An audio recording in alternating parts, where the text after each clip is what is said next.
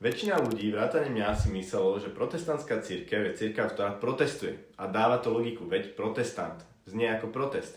Ale skutočný pôvod môže byť o mnoho hlbší a krajší. Protestament, pre písmo, nie proti cirkvi, nie proti katolíkom, nie proti systému, ale pre Božie slovo. To úplne mení význam. Protestantizmus bol pôvodne hnutie odporu, bol to návrat ku koreňom, k textu, k Bibliu, k podstate.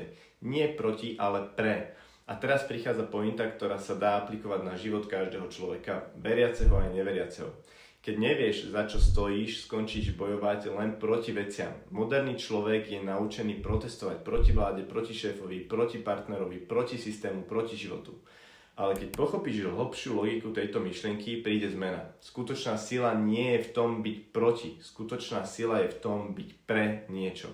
Namiesto nechcem zlú prácu, chcem prácu, ktorá dáva zmysel. Namiesto nechcem toxický vzťah, chcem lásku a pokoj. Namiesto nechcem byť chudobný, chcem tvoriť bohatstvo. Namiesto nechcem byť chorý, chcem zdravie a energiu.